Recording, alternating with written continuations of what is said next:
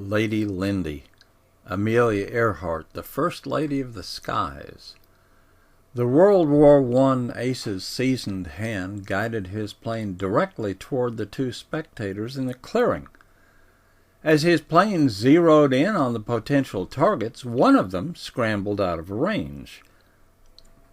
But the other, a plucky 20-year-old Kansas girl, stood her ground. As she did, a respectful smile likely curled across the pilot's lips to match an impish gleam in his eyes. Eventually, just as she knew he would, the mischievous pilot abruptly pulled up, letting the two young ladies safely enjoy the rest of his bold maneuvers at the 1917 Toronto Air Show. "I'm sure he said to himself, 'Watch me make them scamper,'" his pretend target, Amelia Earhart, would later relate. She revealed that she felt surges of both fear and pleasure as the plane swooped toward her at the stunt flying exhibition. She also said something inside of her awakened. "I did not understand it at the time," Amelia reflected, "but I believe that little red airplane said something to me as it swished by."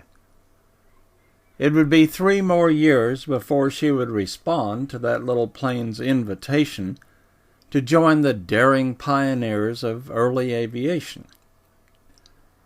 At a December air show in Long Beach, California, Amelia's father plunked down $10 for his daughter's brief plane ride with veteran pilot Frank Hawks. Apparently, Hawks' plane spoke the same language to Amelia as the little red one had in Canada. "By the time I got 200 or 300 feet off the ground," she confirmed, "I knew I had to fly."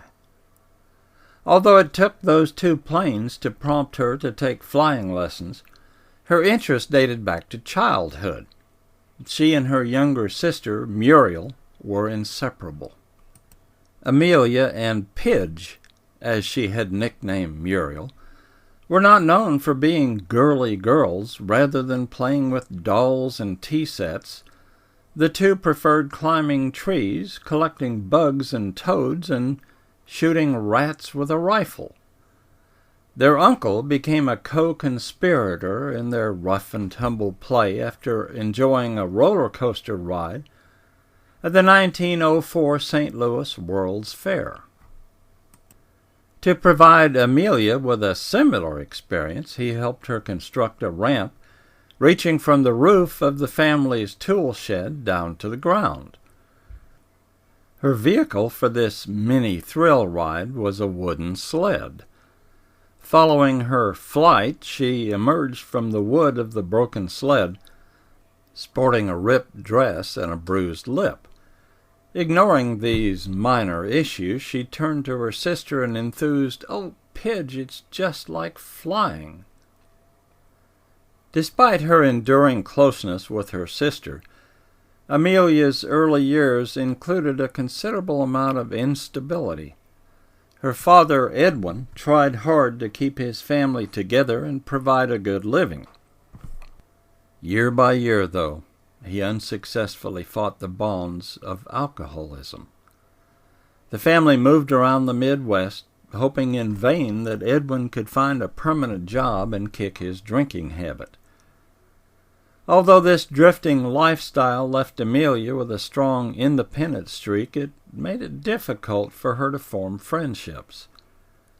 One of her high school yearbooks featured a picture of her with a caption, "The girl in brown who walks alone." Once the flying bug bit that solemn little girl in brown, her life took on a singular focus, soaring through the boundless skies. She managed to accumulate most of the fee required for flying lessons. Her mother also chipped in, although she added that it was against her better judgment. With money in hand, Amelia and her father strode across Kinner Field in Long Beach, California, to meet with celebrated female aviator Netta Snook. Amelia's request was straight to the point. "I want to fly," she informed the Pioneer pilot. "Will you teach me?" Amelia not only wanted to become a pilot, she planned to look like one as well. First, she had her hair cropped short in the fashion of most female flyers of the day. Then, to top off her new look, she purchased a leather flight jacket. Not wanting to appear too much like a novice, she slept in it for 3 nights to give it a wrinkled and worn look. 6 months later, after she finished her lessons, Amelia bought a bright yellow second-hand Kenner Airster biplane, which she christened the Canary. The next year, Amelia and her Canary would pierce the clouds to create the first of many milestones to come, a woman's altitude record of 14,000 feet. Unfortunately, just as she was thoroughly enjoying her new passion, she was plagued by severe sinus problems reoccurring from an earlier case of the Spanish flu.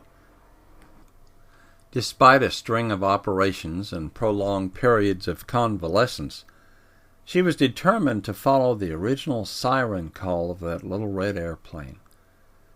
As if her medical condition wasn't enough to set her dream back, her family's finances ran low and Amelia was forced to sell the Canary. Then, just when her dream seemed to be dissipating, fate stepped in to rejuvenate it.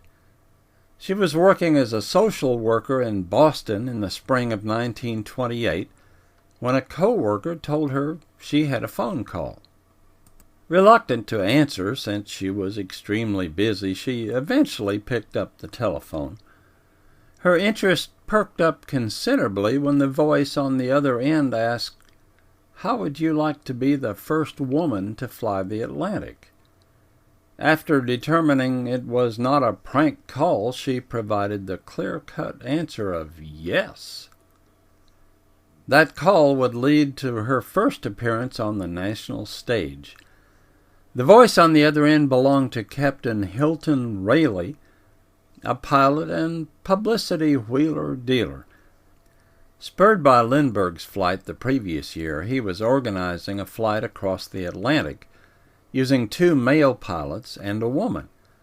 The highly publicized voyage in a Fokker airplane named Friendship left Newfoundland in the summer of 1928, arriving at Bury Point, Wales, 20 hours and 40 minutes later.